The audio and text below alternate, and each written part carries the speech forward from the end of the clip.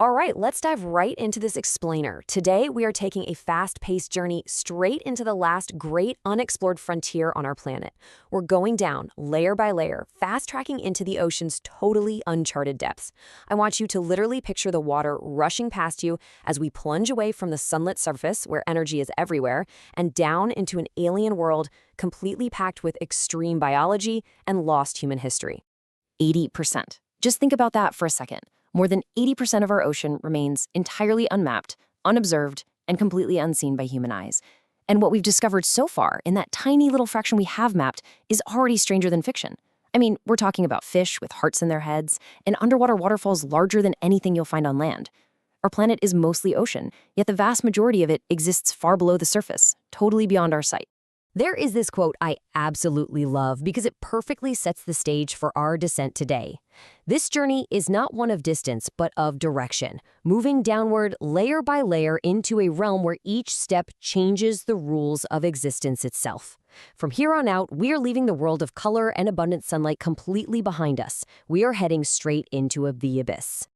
Layer 1. Into the twilight zone, sitting between 200 and 1,000 meters deep. Down here, sunlight is literally just a faint trace. It's way too weak to actually shape the environment.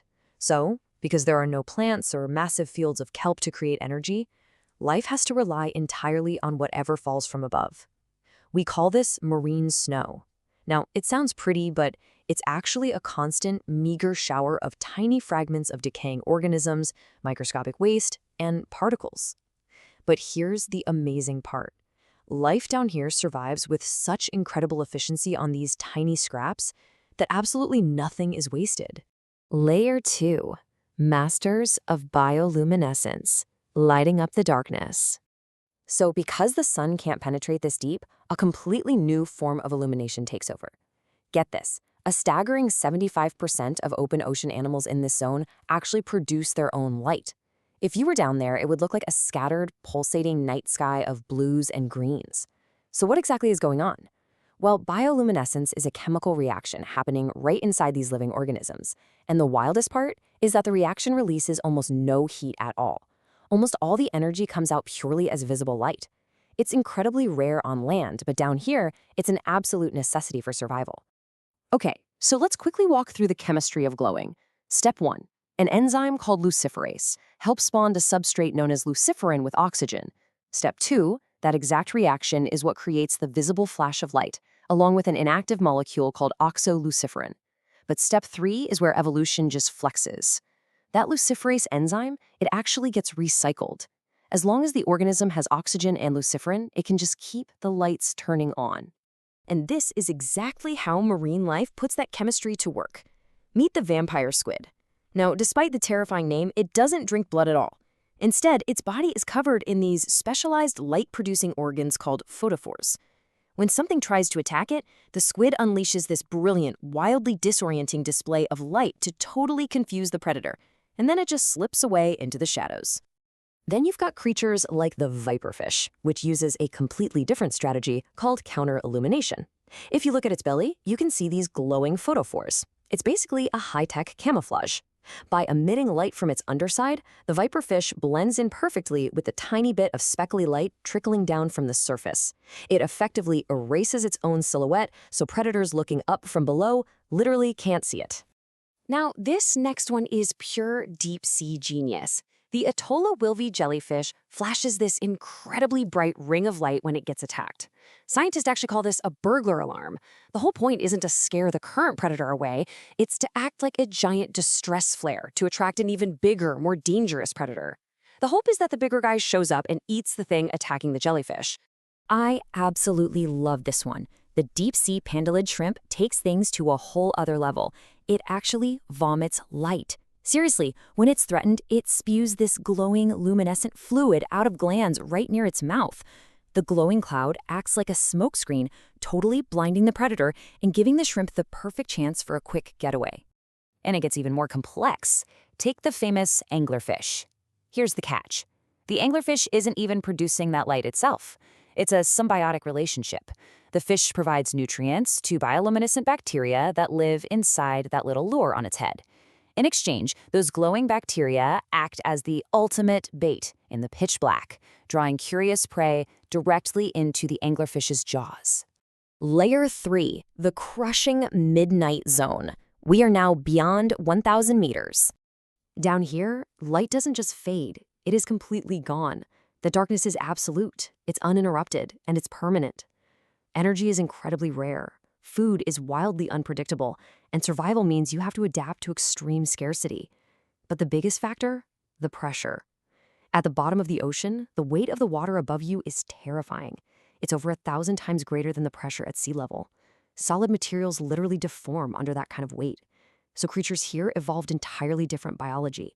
They have softer, much more flexible bodies built to survive being crushed without wasting a single drop of energy.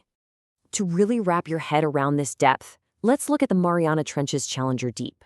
This is a massive scar in the Earth's crust caused by colliding tectonic plates, and it drops down a jaw-dropping 11,000 meters. If you took Mount Everest and dropped it straight into this trench, the very peak of the mountain would still be submerged under more than a kilometer of water. The environment down here doesn't encourage life. It merely tolerates it at the very edge of what is physically possible. Layer 4, hydrothermal vents and chemosynthesis. Life born directly from the Earth's crust. Against all the odds, life actually thrives in this darkness. In 1977, researchers stumbled onto a revolutionary discovery: hydrothermal vents. Deep beneath the ocean floor, the Earth's crust cracks open, and it blasts out streams of superheated water and dissolved minerals straight from the mantle. In a world with absolutely zero sunlight, this intense heat and chemistry reshape everything. They give birth to entirely new ecosystems based on chemosynthesis, not photosynthesis. You typically see two wildly striking forms of this. First, black smokers. These blast towering, dark plumes that are super heavy with minerals, looking like thick black smoke underwater. And then you have white smokers, which release lighter-colored minerals that build these massive, pale, ghostly chimneys standing in the dark. And the crazy chemistry doesn't just happen at the vents. Take a look at the bizarre ecological succession of sunken wood falls. When a regular piece of wood somehow sinks all the way to the deep-sea floor, within just 30 days, it is completely swarmed and colonized by sulfide-oxidizing bacteria known as archaeobacteria. These tiny microorganisms lay down a chemical foundation that ends up supporting an unbelievably complex food web, totally and completely disconnected from the sun. Layer 5, sunken cities and history. Humanity's preserved past. Now, let's pivot away from extreme biology for a minute, because the deep ocean is also the ultimate museum for human history. Because so many of these deep areas lack light and oxygen, the seafloor is arguably the greatest archaeological archive on the entire planet. It preserves our lost civilizations for millennia. Tracing our timeline backwards, we see some incredible stuff pulled from the depths, like the 17th century Swedish warship the Vasa, preserved in stunning detail. Go back 1,600 years, and you have the entire sunken Greek city of Pavlopetri, giving us a perfect snapshot of the ancient world. We can even go way back to 7,000 BC, looking at ancient tools and artifacts submerged at Laogundo in China's Yangtze River. And the list of legendary archaeological finds just keeps going. We've got the ultra-luxurious Roman volcanic resort of Baiae in Italy. We're talking fully submerged villas and statues. There's the massive sunken Egyptian city of Heraklion, just completely lost beneath the waves for centuries. We've even found partially submerged Mayan ruins at Chichen Itza in Mexico. The ocean is literally hoarding the greatest secrets of human civilization. Which brings us to the ultimate, massive question of this explainer. If we have only managed to map 20% of our ocean, what else is actually down there? Just think about it. What undiscovered biological marvels are currently glowing in the pitch black? And what ancient lost civilizations are just sitting there waiting to be found in the unseen depths of our planet? It is a vast, dark, constantly moving world right beneath our feet. Definitely keep that in mind the next time you look out at the water. Thanks for joining me on this explainer, and I will catch you on the next deep dive.